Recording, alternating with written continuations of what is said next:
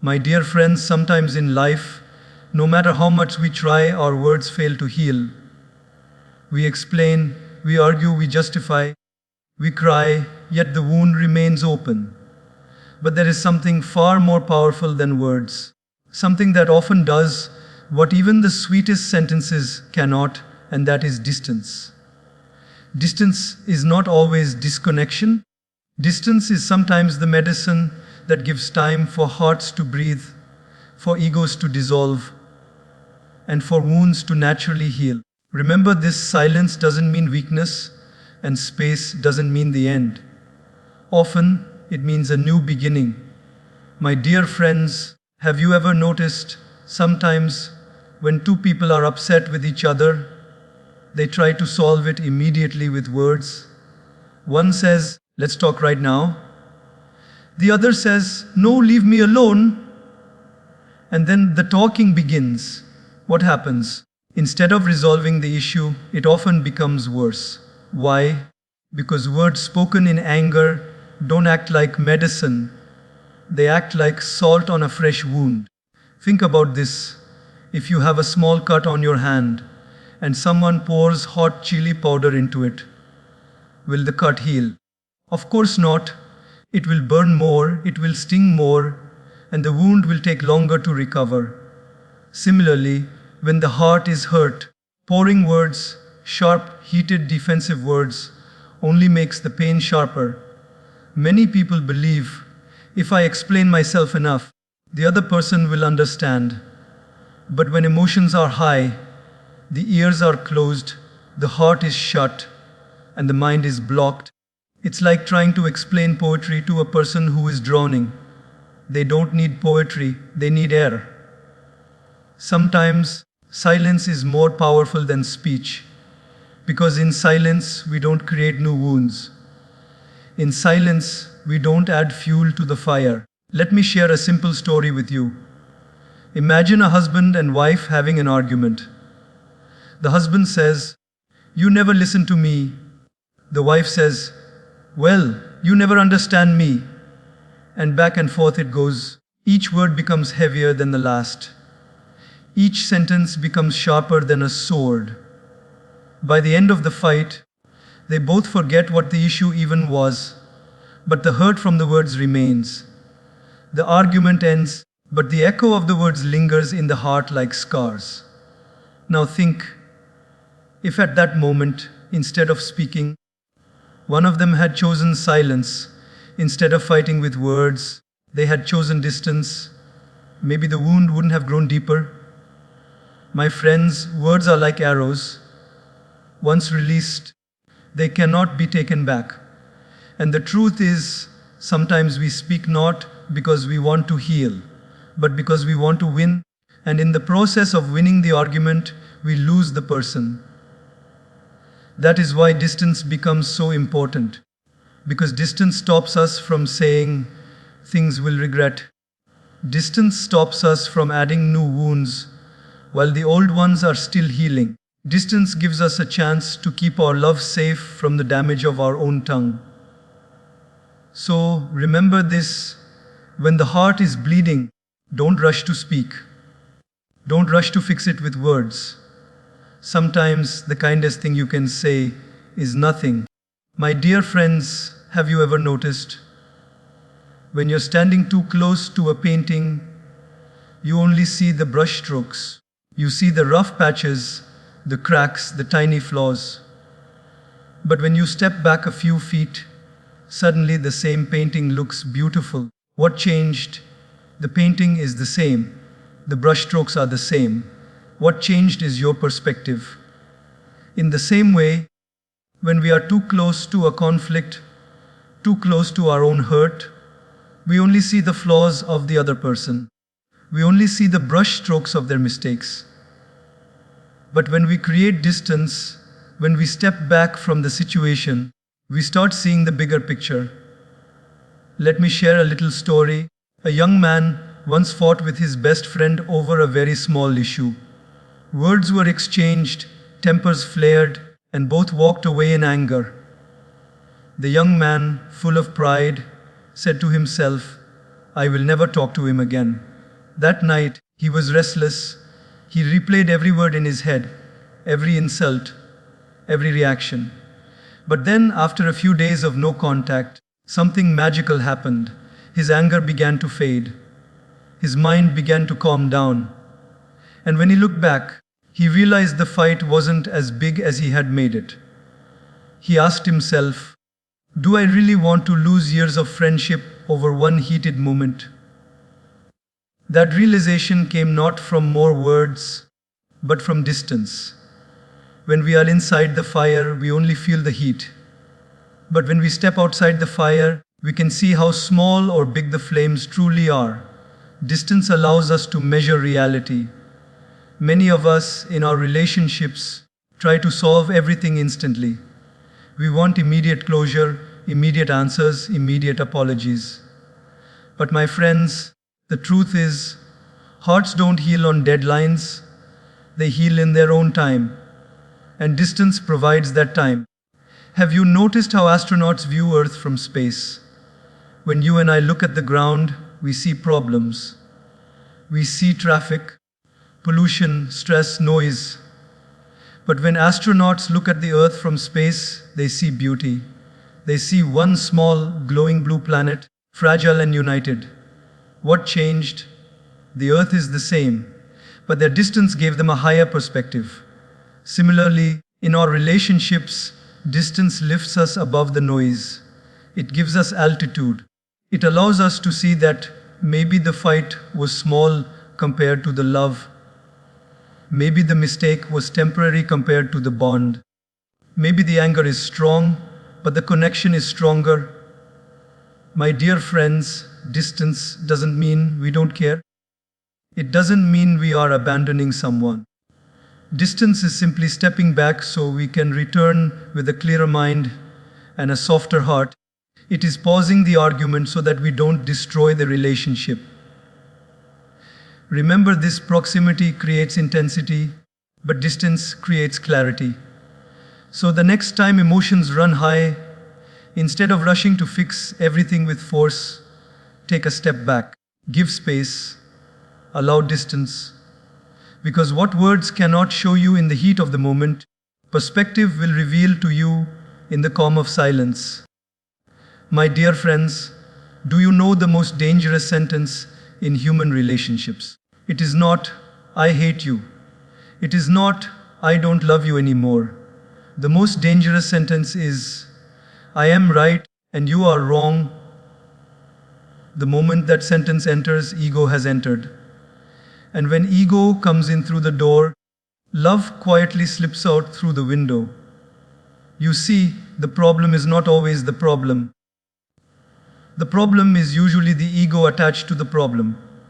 Let me give you a simple example. Imagine two people fighting over which road to take while driving. The husband says, this way is faster.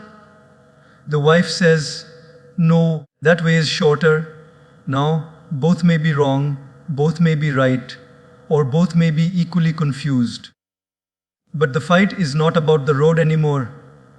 It becomes about who wins the argument. That's the power of ego. It converts small disagreements into big battles. Now here's the truth: when egos collide, no amount of talking helps. Because words spoken under ego are not spoken to understand, they are spoken to conquer. They are not spoken to connect, they are spoken to dominate. And what happens? Two people who love each other begin to act like enemies on opposite sides of a battlefield. This is where space becomes a healer. When we create distance, when we step away from the battlefield, the ego begins to shrink. Why? Because ego needs an audience to perform.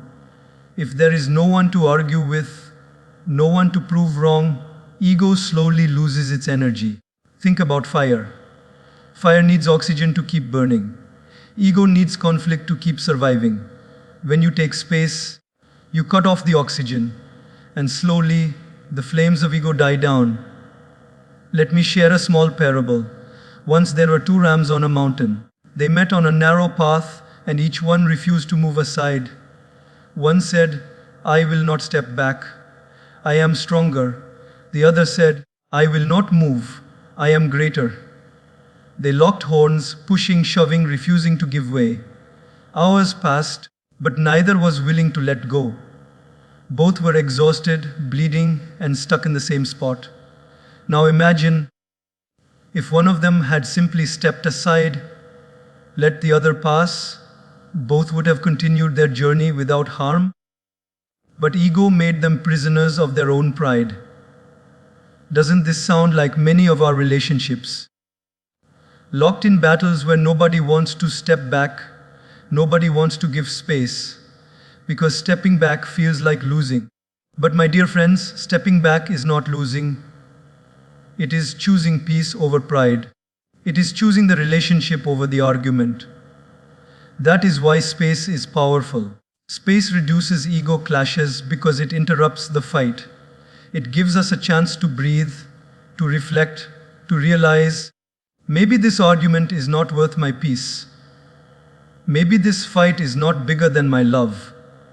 When you take space, you are not surrendering to the other person, you are surrendering to wisdom. You are choosing healing over hurting. You are allowing the ego to dissolve so the heart can speak again. Always remember, in relationships, the goal is not to win against each other. The goal is to win with each other. And sometimes, the only way to win together is to step back, create space, and let the ego rest. My dear friends, have you noticed something very interesting about our emotions? In the heat of the moment, they feel like a storm. They feel permanent, unbearable, unstoppable. But give them time, and suddenly the storm becomes a drizzle, and sometimes it disappears altogether. Think about it. The last time you were very angry, furious, red in the face, trembling with rage, didn't you feel as if you would never forgive, never calm down? But after a few hours, maybe a day, maybe a week, your anger softened. Why? Because time is the great healer of intensity. When milk is boiling on the stove, what do? We don't argue with the milk. We don't scream at the milk. Stop boiling, stop overflowing. We simply turn off the flame and wait. With time, the milk cools down on its own. In the same way, when emotions are boiling inside us, anger, hurt, frustration, if we keep adding words, if we keep stirring the pot, it overflows. But if we step back, give space, and allow time to pass, the boiling calms. Let me share a story. A young woman once had a huge fight with her sister. In the argument, she shouted, "I never want to see your face again." Her sister shouted back, "You are dead to me." At that moment, both believed those words. Both believed the relationship was destroyed forever. But then a few days passed. The young woman looked at old photos, childhood memories, moments of laughter.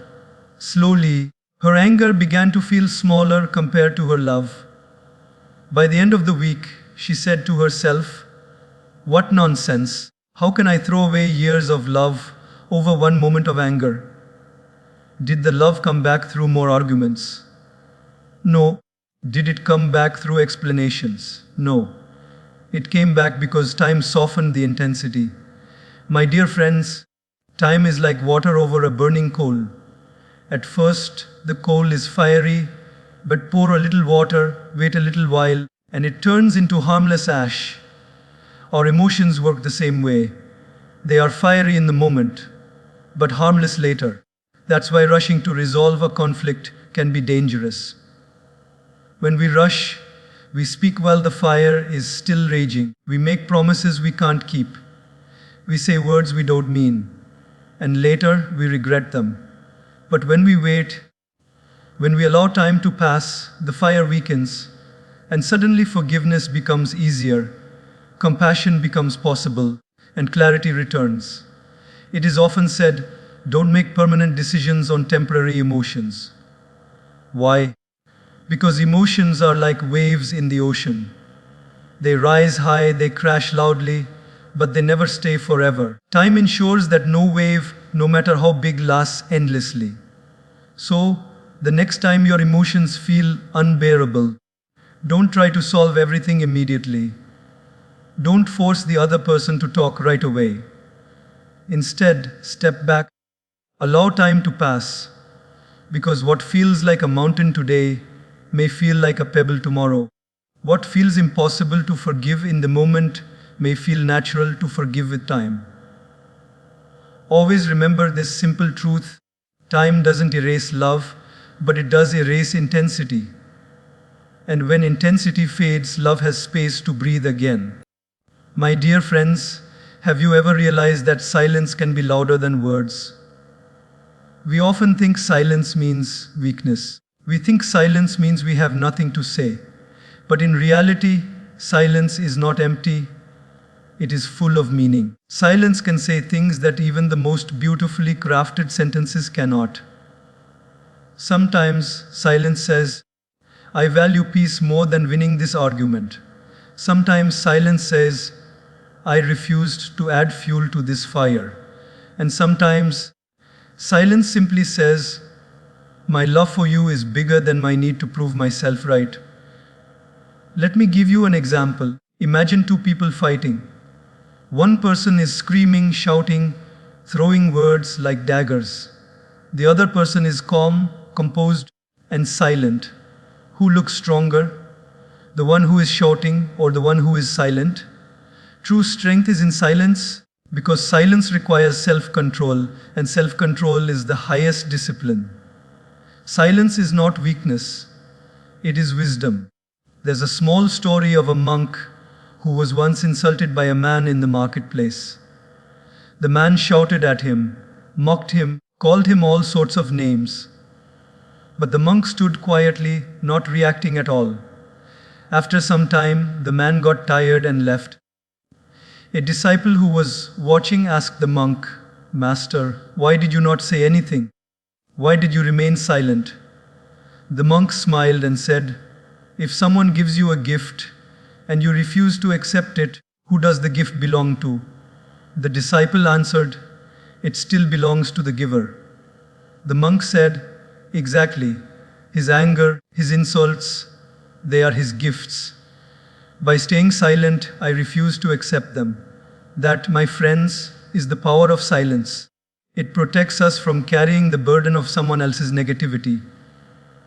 Silence also gives us dignity. Words can make us look small, but silence makes us look tall. Have you noticed? Great leaders, wise people, spiritual teachers, they don't waste words in arguments. Their silence carries authority.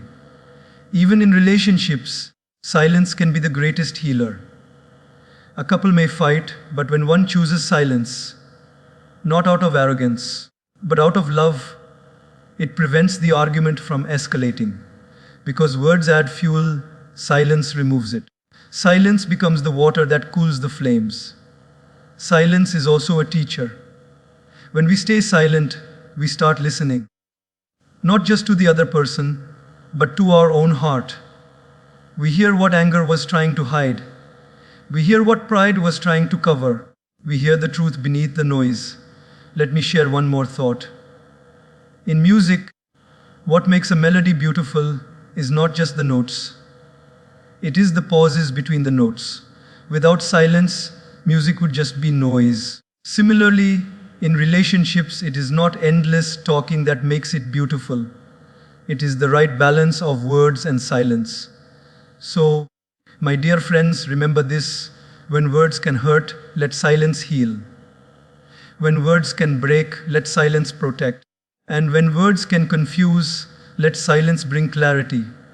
Because sometimes silence is not the absence of communication. Silence is the deepest form of communication. My dear friends, sometimes the greatest damage in relationships does not come from what we feel. It comes from what we say in the heat of the moment. Emotions rise like a storm, and if we are not careful, we release words that cannot be taken back.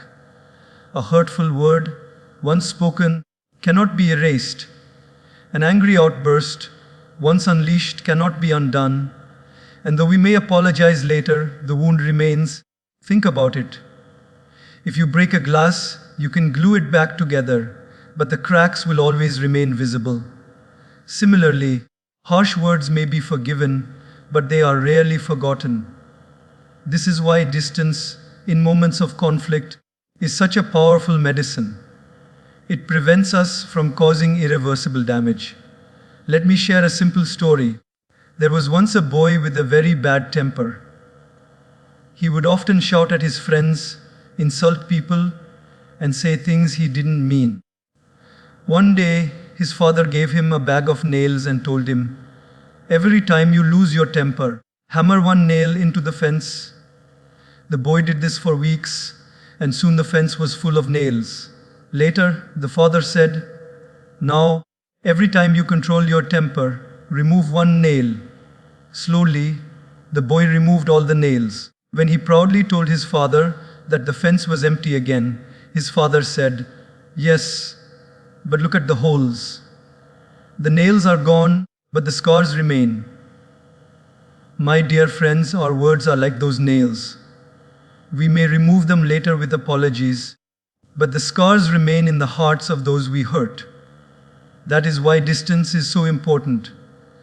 When we step back, when we allow ourselves time and space, we stop ourselves from hammering those nails in the first place. We stop ourselves from creating damage that no sorry can fully repair. Imagine this. A husband and wife are arguing late at night. Both are tired, both are angry. If they continue talking, they might say something extreme, something they don't really mean. Perhaps he might say, "I regret marrying you." Perhaps she might say, "You've ruined my life." These words are not true, but in anger they escape. And once spoken, they echo in the heart forever. But if one of them simply says, "Let's pause, let's talk tomorrow," the distance they create in that moment may save the relationship from years of hidden pain. It is often not the problem itself that destroys relationships. It is the unnecessary damage caused while dealing with the problem. Distance prevents that destruction. Think of distance as the safety lock on a weapon. When the safety is on, the weapon cannot fire, even if you accidentally pull the trigger. Similarly, distance is the safety lock on our emotions. It prevents us from firing words that can kill trust, respect, and love. And here's the beauty. Distance not only protects the other person, it protects us too. Because later, when the storm has passed, we won't have to regret saying things we never meant. We won't have to live with the guilt of hurting someone we deeply love. So, my dear friends, never underestimate the power of distance. If silence protects the relationship from fire, distance protects it from permanent scars. Because some things can be mended, but once broken too deeply, they can never be the same again. Always remember, distance is not avoidance. Distance is protection. It is not running away from the relationship. It is running away from the destruction of the relationship. My dear friends, life will give us moments of love, and life will give us moments of conflict. In love, we want to be close. In conflict, we want to explain. But remember this simple truth: closeness without space can suffocate, and words without wisdom can wound. Sometimes what we need most is not another sentence, but a little silence. Not another conversation, but a little distance. Distance is not the end of love. It is often the beginning of healing. Distance is not rejection. It is protection. It protects the bond from breaking under the weight of unnecessary words. It allows time, silence, and reflection to do what words cannot. So the next time your heart is hurt or your relationship is tested, don't always rush to speak. Don't always fight to explain. Step back, create space. Allow distance to work its quiet magic. Because very often, distance heals what words never will. And if you can carry just one thought from today, let it be this: Sometimes the best way to hold on to someone is not by holding tighter, but by letting go for a while.